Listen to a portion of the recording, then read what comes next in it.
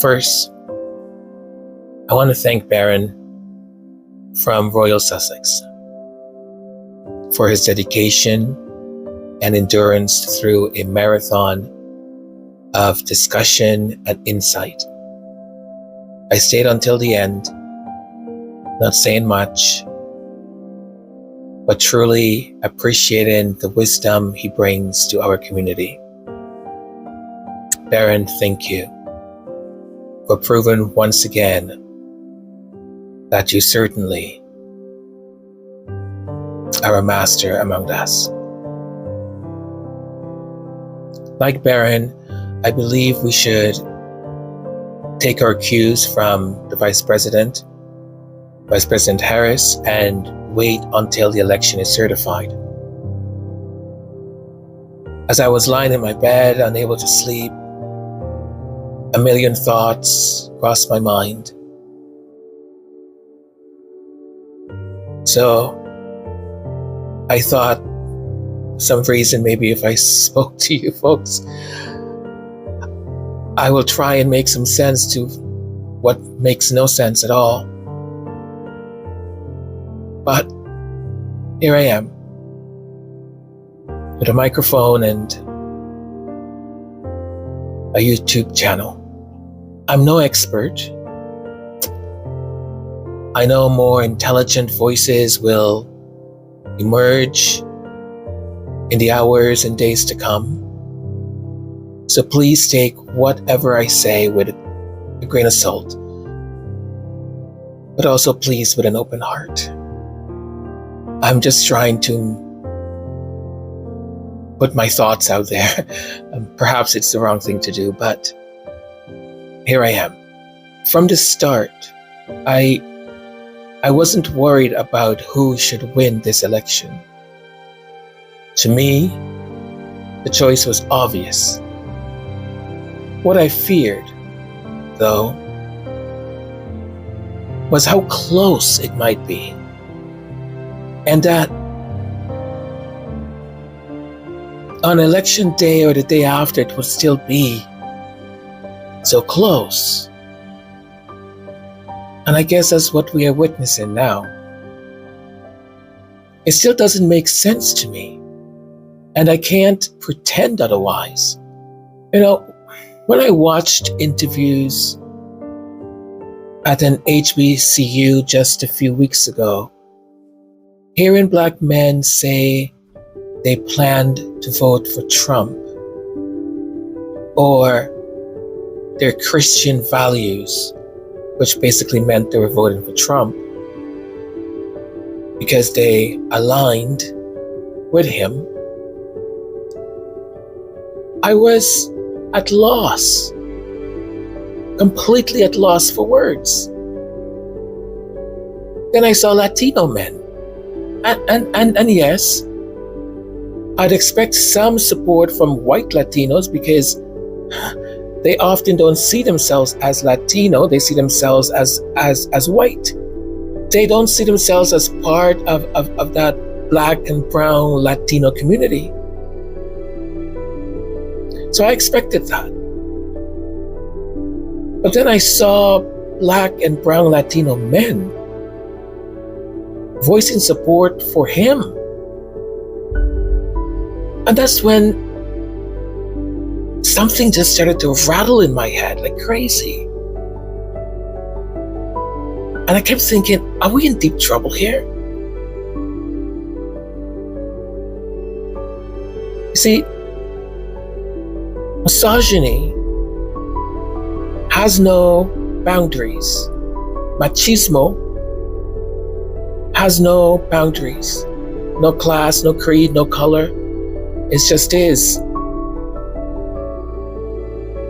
It seems, because it has no racial component to it, or ethnic boundaries. It's a power dynamic shared by men across borders, across grounds, across any and everything. Now, please, I'm not saying all men. I'm just letting my thoughts out. I know I'm generalizing, but I'm just letting my thoughts out. So Please forgive me. Look, it would be a lie if I said I wasn't disappointed in men right now. I'm freaking more than disappointed, but I don't know what the word is right now. Across race, age, and creed, there's a troubling trend, a willingness to rally behind figures who uphold control over empathy, dominance over equity, and cruelty over compassion. Men, by and large, are watching women advance in education, career, and independence. And it's as though many are grasping for a way to pull back control. To those men, a woman who doesn't need them to define her success represents a threat. We're facing a moment in history that shows us exactly what we are against. Sorry, what we're up against. The desire for control, the use of faith as a mask, the willingness to embrace authoritarianism. These are just not political issues. They are cultural issues. There's a cultural crisis. And as mothers, as fathers, mentors, allies, we must have the very hard conversations with boys and young men. Because voices like Andrew Tate, and there's many of them, are already filling that void. There's so many podcasts that I've come across where men just demean women. And you have women who go on these podcasts acting like complete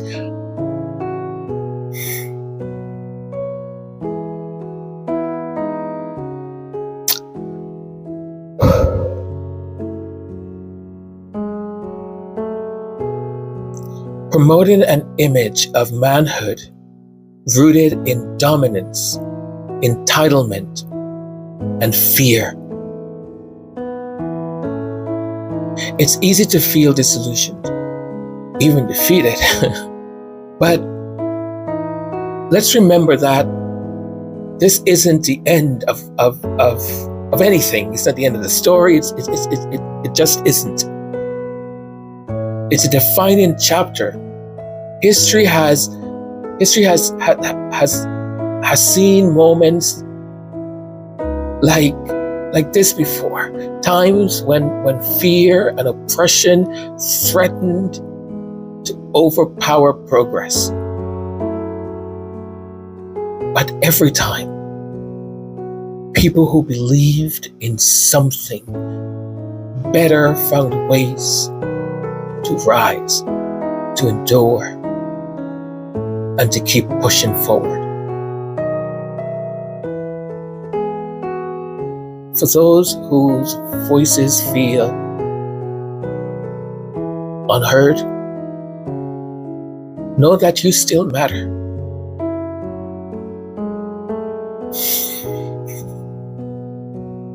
Every vote cast for dignity, justice, and hope stands as a reminder of a vision.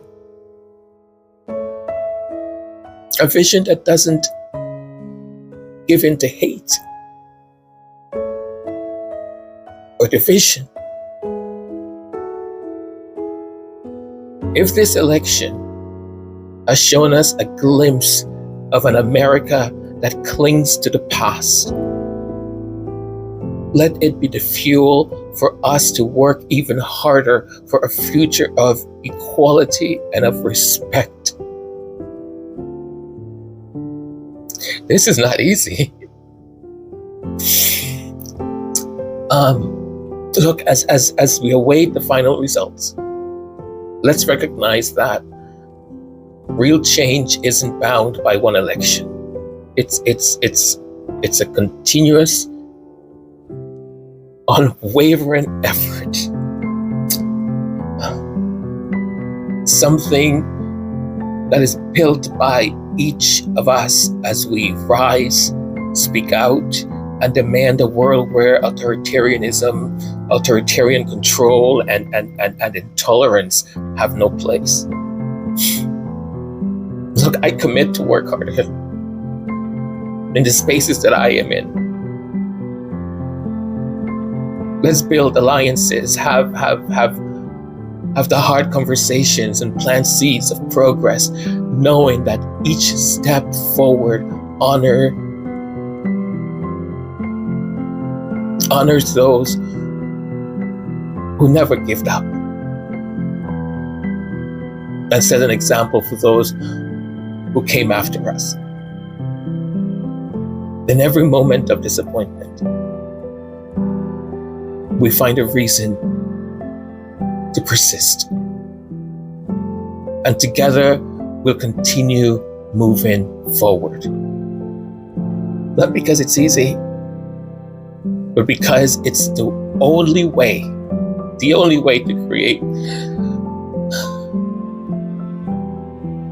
I'm so sorry. To create the future we all deserve. This is our moment to rise. I refuse to be defeated. I refuse.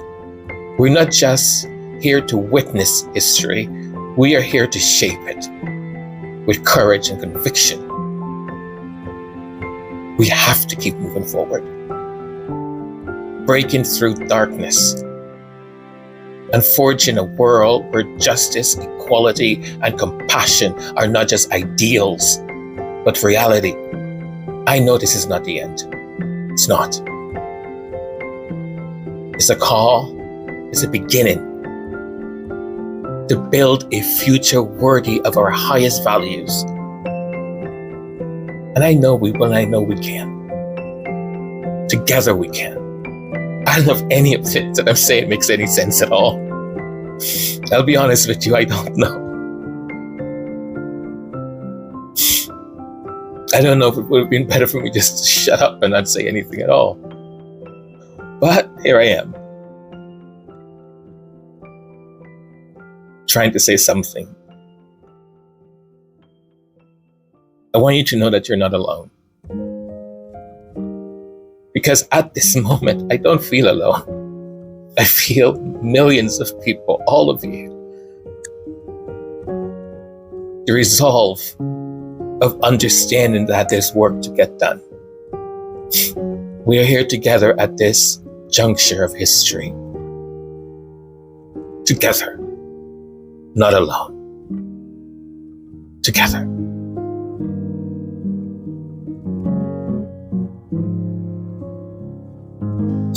Just remember, this is not the end. Don't give up on faith.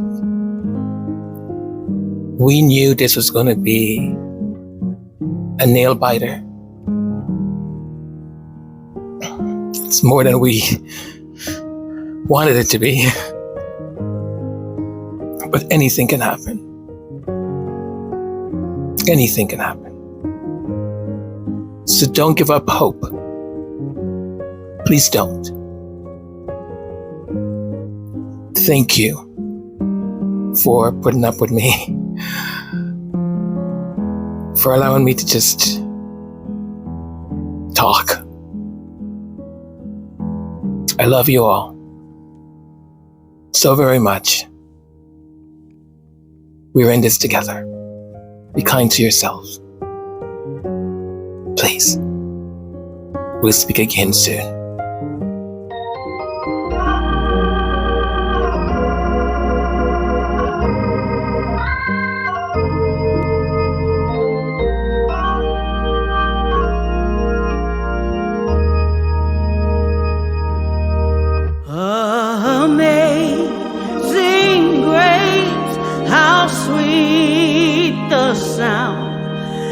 saved a wretch like me. I was lost, but now I'm found, was blind, but now I see.